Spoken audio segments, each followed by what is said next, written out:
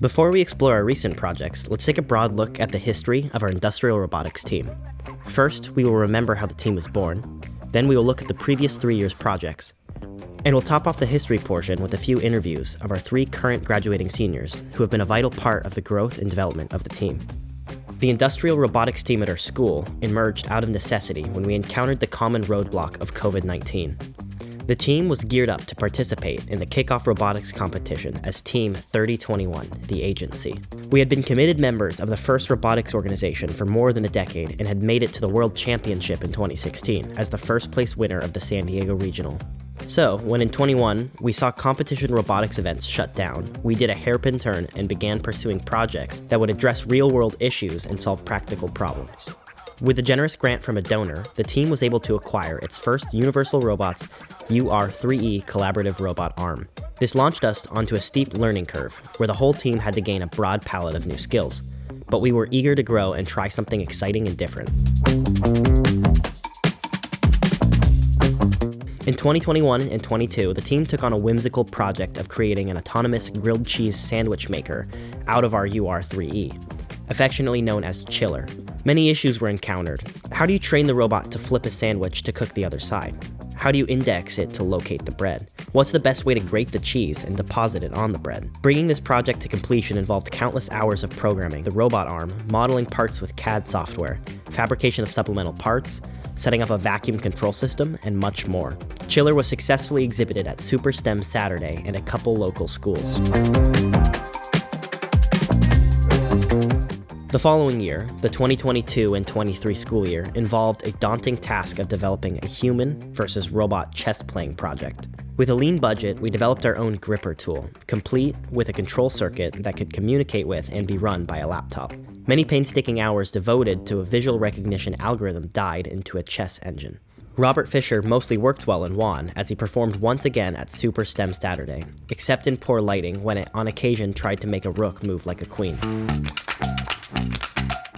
Our next project, in 2023 and 24, was Robok, the xylophone-playing robot system, which mimicked a human composer's tune.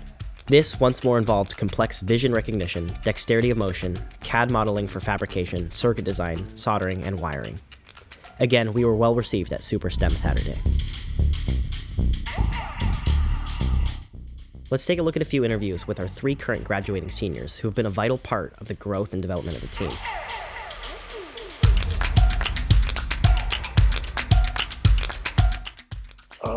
We've had a lot of issues integrating different software into each other using Linux and Windows. A lot of integration issues. It's actually very helpful because now we know how to integrate software better. I'm working with the software and we're working with an algorithm that can take a picture of the board, evaluate where all the pieces are, decide which move to make next, and then tell the robot where it needs to go to make that move. It's kind of the little things that seem surprisingly difficult. It's a pretty well-known algorithm to take like a picture of like a Connect 4 tile and say, here are the coordinates on the image of that thing. Translating that to accurate position on like the grid of the Connect 4 thing is not all that straightforward. John, Michael, and I, we had to come up with a pretty clever way to use some like lines and angles and maths to figure out which tile on the board each coordinate must correspond to. And we try to make it as generalizable and robust as possible, because if the camera gets tilted slightly, we don't want to have to recalibrate everything. Mm-hmm.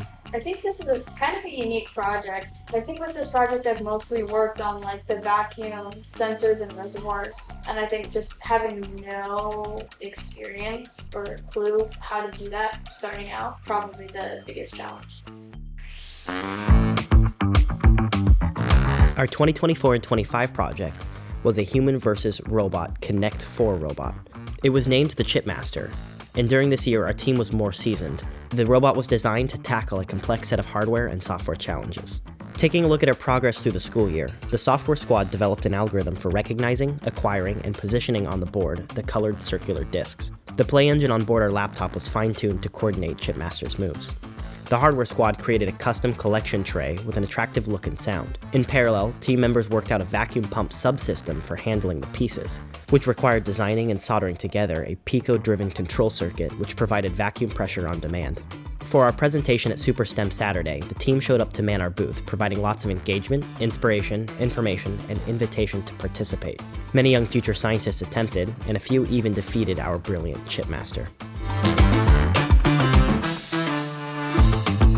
With the arrival of our new Universal Robots UR3E, dubbed Ursula, purchased with funds generously provided by the Girard Foundation and the Stafford Memorial Trust, a whole new phase and level of training has ensued.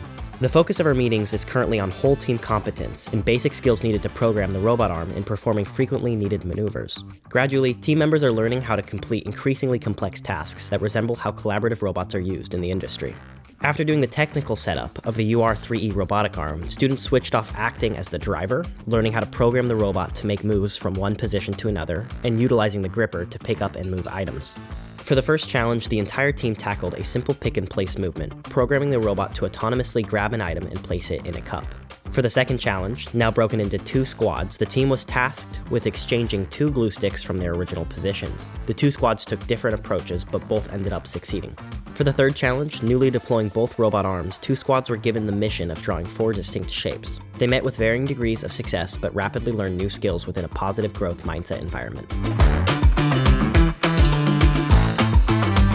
To top off a fantastic year of successful growth, learning, and promotion, the team went to a nearby middle school at lunchtime. Dozens of students got exposure to the thrill of jumping right into entry-level programming of the robot to carry out basic pick-and-place tasks.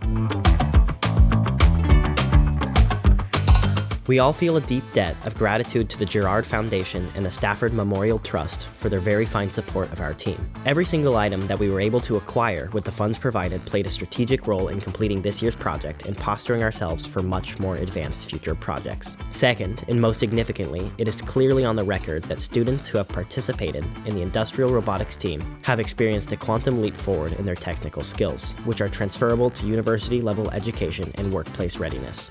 Speaking on behalf of the half-dozen advisors who work every week with these young men and women, thank you again for your excellent affirmation of the value of this educational program, the Classical Academy High School Industrial Robotics Team.